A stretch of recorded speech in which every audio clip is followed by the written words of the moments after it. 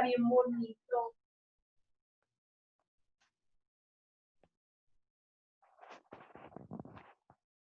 Buenos días, Sonia. Buenos días. Uli, buenos días.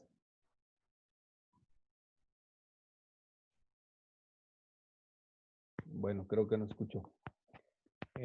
Bueno, vamos a comenzar con el tema de hoy, que es Octavio Paz, quizá uno de los literatos que más ha aportado a la sociedad mexicana. ¿Qué encontraron de Octavio Paz? ¿Quién es este personaje?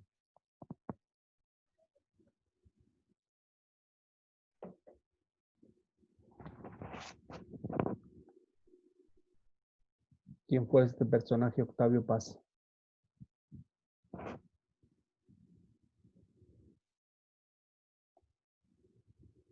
Uli, ¿qué fue lo que encontraron?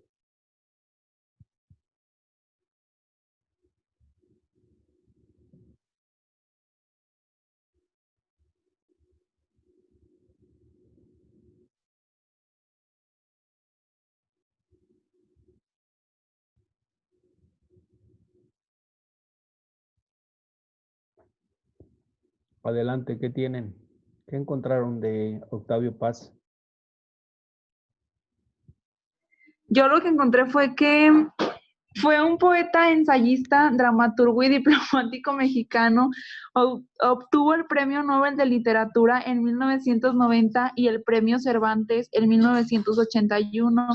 Se le considera uno de los más influyentes escritores del siglo XX y uno de los grandes poetas hispanos de todos los tiempos. ¿Es correcto? ¿Qué más encontraron, Uli? No, yo no he revisado, profe. Bueno, entonces vamos a comenzar. El orden del día va a ser lo siguiente, la bibliografía que ya comenzamos. Después, los premios que ha obtenido a lo largo de su, o que obtuvo a lo largo de su carrera como literato y como escritor. Luego, una pequeña cronología de sus obras. Y por último, algún dato bibliográfico. Bueno, efectivamente, Octavio Paz, el nombre de pila es Octavio Irineo Paz Lozano. Como bien lo dijo Sonia, fue un poeta, también ensayista, un dramaturgo y diplomático mexicano. Si hablamos de poemas, bueno, pues tiene varios poemas escritos. Si hablamos de ensayos, creo que hay unos ensayos muy interesantes de Octavio Paz. Y pues como diplomático quizás es lo que se conoce menos. Los premios que obtiene es un premio Nobel de Literatura para 1990 y recibe otro gran premio, el premio Cervantes en 1981.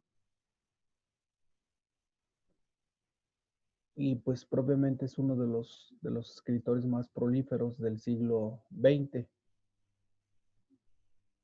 Como poeta hispano de todos los tiempos.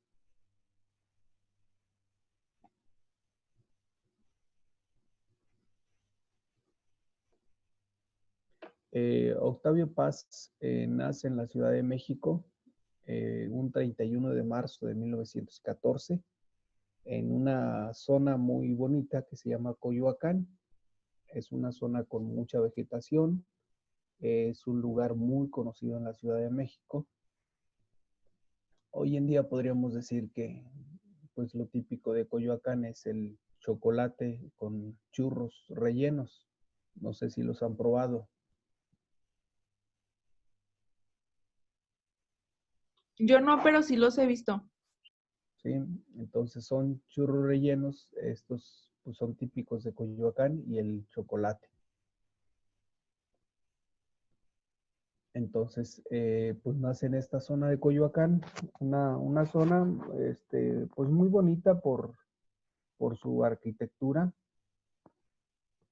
con muchos jardines, un espacio adecuado para la cultura, para la reflexión. En este ambiente físico nace Octavio Paz. A edad muy temprana, a los 17, 18 años, publica sus primeros poemas en una revista llamada Barandal para 1931. Posteriormente dirige una revista llamada Taller para el 39.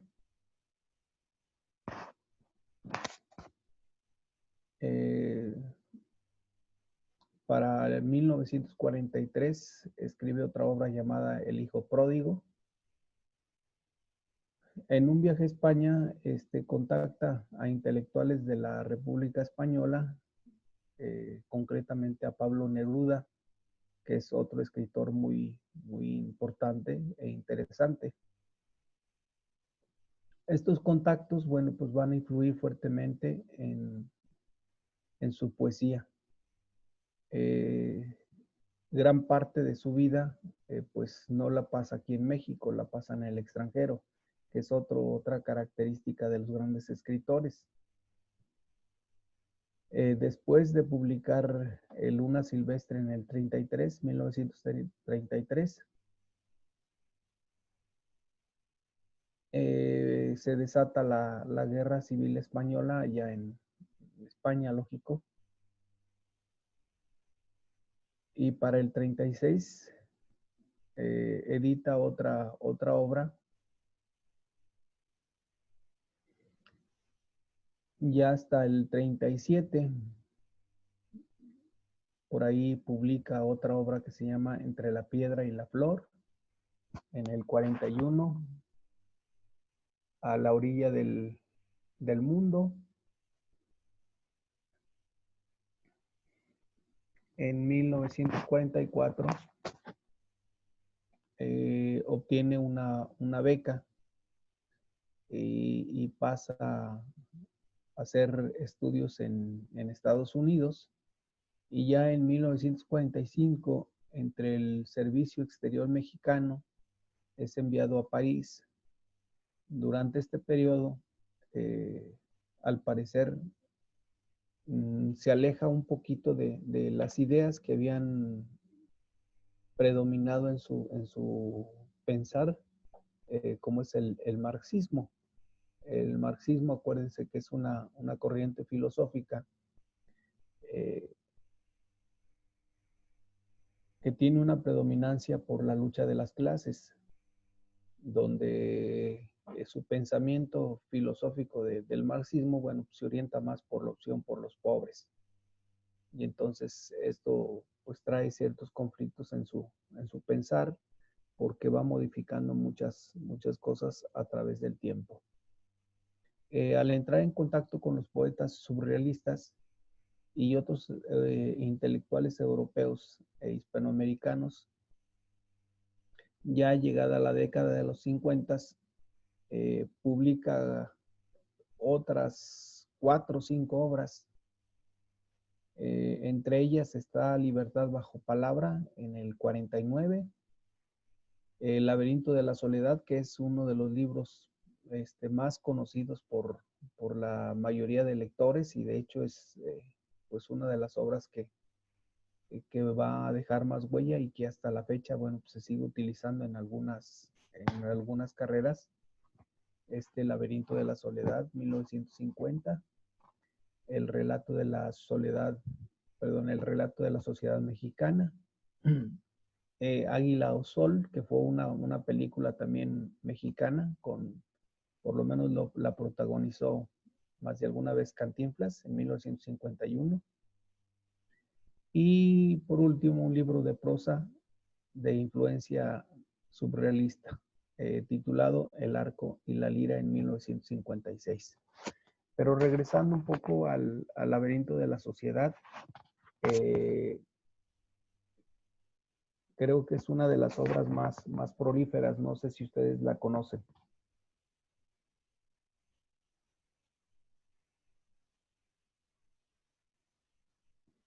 Yo no, maestro. No. Bueno, pues es una obra muy interesante desde el momento en que describe el perfil de los mexicanos.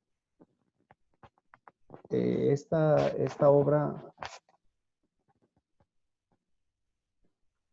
escrita en este momento, en 1950, de alguna manera refleja pues la reflexión tan profunda que hace este escritor, porque describe paso a paso las características del mexicano. Voy a enunciar algunas de las que recuerdo de la lectura. Por eso preguntaba si alguno de ustedes lo conoce.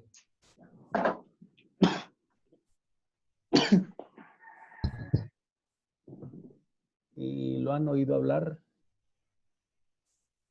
¿Han oído hablar de esta obra de Octavio Paz? Yo no, profe. No. Bueno, el libro del laberinto de la soledad, de lo que yo recuerdo, bueno, primeramente es una reflexión sobre la identidad de los mexicanos, sobre los valores culturales,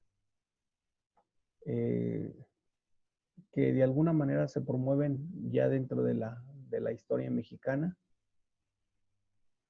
Es uno de los ensayos más conocidos, o sea, está escrito a forma de ensayo. La densidad en su planteamiento pues se ha convertido en un referente para toda América Latina, es decir, no es una descripción solamente de mexicanos, sino también pues de toda la concepción de los latinos. Hay otro autor también que escribe sobre filosofía latinoamericana, llamado Enrique Dussel, radica desde hace años aquí en México, pero es de origen argentino. Y en algunas de sus obras hace alusión a esta obra de Octavio Paz.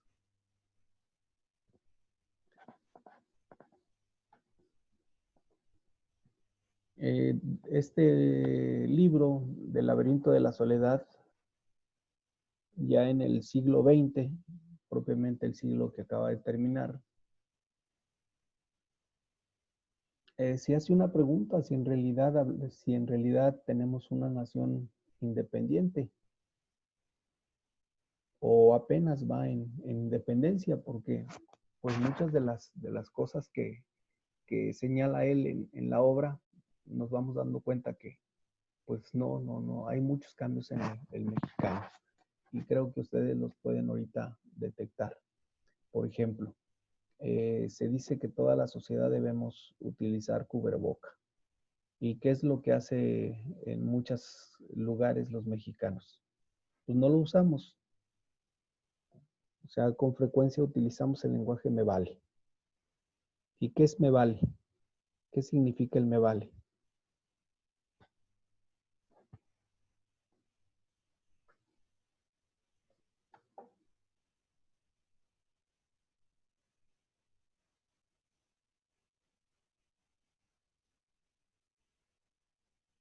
O preguntaría, ¿qué hace diferente a los mexicanos? O sea, ¿en qué somos diferentes los mexicanos?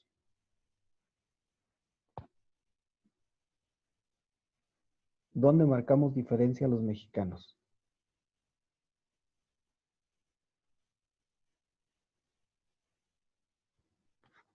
¿Sí se escucha?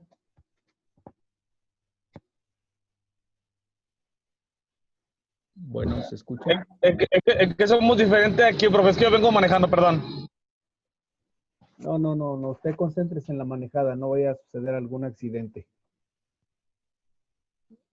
Deje acá los que estamos sin riesgos. Ahorita mejor concéntrese en el transporte, por favor, porque es mejor que todo llegue bien.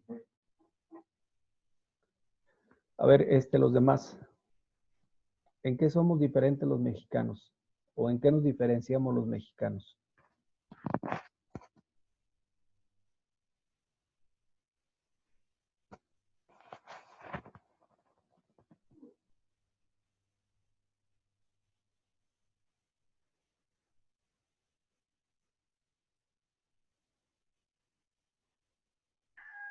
En que no seguimos lo que se dice, bueno, lo que se debe hacer. Y pues en muchas cosas, profe, como en homicidios. Y es decir, como que siempre destacamos en lo negativo. No nos gusta seguir las reglas. O sea, estamos acostumbrados a hacer lo que nos place. Esto podemos verlo incluso hasta en el presidente de la República ahora que fue de visita a Estados Unidos. O sea, vean, nunca había utilizado el cubrebocas y entró a Estados Unidos y Lolo se puso el cubrebocas. Hizo estudios para el COVID y regresa sin cubrebocas. O sea, ¿qué nos da a entender con esto? ¿Qué significa esto?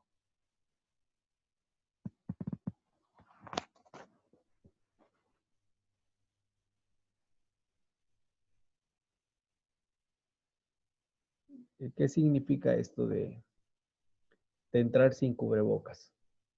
O regresar al país sin cubrebocas.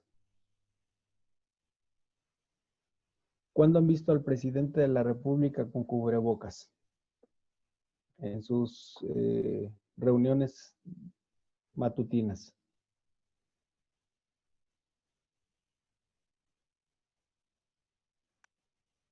No, ninguna. Pues que no le interesa. O sea, que aquí en México se hace lo que cada quien piensa. Ahorita en León oía las noticias por la mañana que van a obligar el uso del cubrebocas y las multas van a estar hasta de 8,000 pesos o van a estar encerrados. Entonces digo, para que ustedes se cuiden si van a tener alguna salida. ¿Por qué estas medidas tiene que tomar el gobierno? Bueno, pues porque la gente no entiende. O sea, la gente en México hace lo que le da su gana. Esto es lo que nos caracteriza.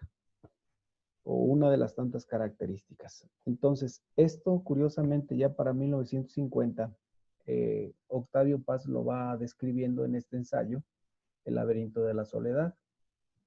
Por eso es interesante. Habla por ahí de nuestra cultura, que es una cultura policrónica. ¿Qué significa esto de policrónico? Bueno, que en nuestra cultura todos participan de todo. Es decir, si hablamos de educación, pues todos educamos o todos tratamos de educar. Ustedes véanlo por ejemplo, en un problema familiar o en alguna situación familiar. Cuando sucede algo, algún familiar interviene, tíos, primos, parientes, vecinos. ¿Ustedes han visto si los parientes participan en alguna situación, por ejemplo, en algún problema familiar, que alguien, pues que Luis Enrique se nos anda casando y resulta que la novia que trae pues no es del agrado de la familia? ¿Quién es el que le va a decir eso, que no es del agrado de la familia? ¿Quién interviene allí? ¿Quién opina? La mamá. La mamá. ¿Quién más? Pues él mismo, ¿no? ¿Quién más?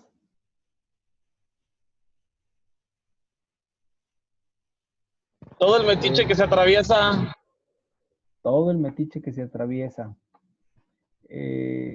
¿Cómo les llaman sus tías cuando hablan con ustedes? ¿Cómo les dicen? ¿Cómo los llaman? Cuando habla un tío o una tía con ustedes, ¿cómo les dice? ¿Consejos o qué? No, ¿cómo les llama? ¿Les llama por su nombre? ¿Los tíos a ustedes los llaman siempre por su nombre? ¿O cómo les dicen?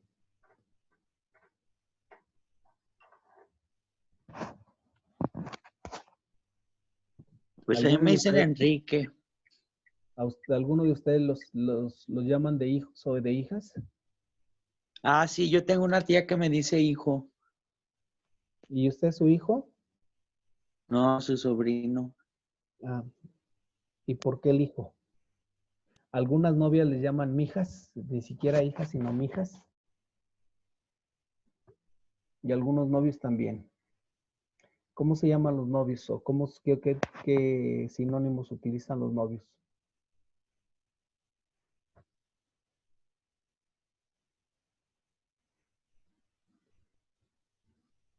¿Qué es eso de cosita? ¿Qué es cosita?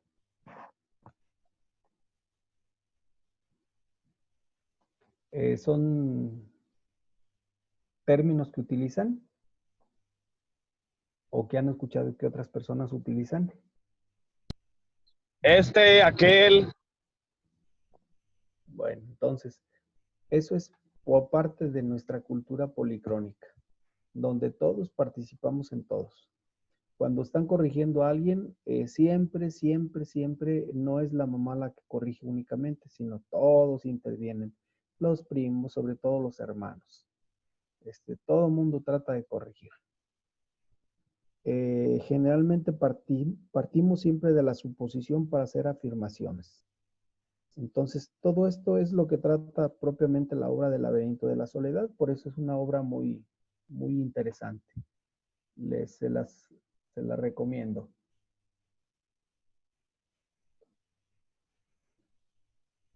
Entonces, es uno de los ensayos más destacados que ha tenido este actor. Entonces, esta obra pues es muy extensa y variada. Más tarde se va a complementar con numerosos poemarios y libros de ensayistas, entre los cuales vamos a citar, por ejemplo, el Quadrivio, que es publicado en 1965, Ladera del Este en 1968, Toponemas en el 69, Discos Visuales en el 69 también, El Signo y el Garabato en 1973, Mono Gramático en 1974, Pasando en Claro en el 75, Sombra de Obras en el 83 y La Llama Doble en el 93. Por eso en 1981 va a ser galardonado con el Premio Cervantes y en 1999 pues aparecen póstumamente las figuras o figuraciones y memorias y palabras, Epistolario entre Octavio Paz y Pere Giffert entre los años 1966 y 1967. Pero vuelvo a repetir, quizá la obra más prolífera de la que nosotros tenemos legado es esta del Laberinto de la Soledad, perdón. Esta obra del Laberinto de la Soledad, la verdad vale la pena leerla porque pues le vamos a sacar mucho contenido, sobre todo contenido donde vamos a identificarnos con pues ciertas características de las que va describiendo paso a paso Octavio Paz en este libro. Ya por último, vamos a ubicar el género de las obras de Octavio Paz. Pues propiamente está ubicado en dos, como poeta y como ensayista. Entonces, su género es poético y ensayista. Propiamente es lo que tenemos acerca de Octavio Paz. ¿Alguna duda hasta aquí? No. No, Bueno, profe. entonces terminamos con él y nos vemos la próxima sesión. Ya saben que tenemos clase propiamente este mes hasta el 5 de agosto, más o menos, terminan las clases aproximadamente. Y luego ya vienen los exámenes finales para que se vayan preparando. ¿Alguna duda? No, maestro. Bueno, No, pues profe, todo claro. les deseo buen día. Por favor, suban sus tareas primero con apellido paterno, apellido materno, nombre. Igualmente sus asistencias, por favor, háganlos con apellido paterno, apellido materno y su nombre. Suban sus tareas a tiempo para que no tengan ningún problema. Y nos vemos la próxima sesión.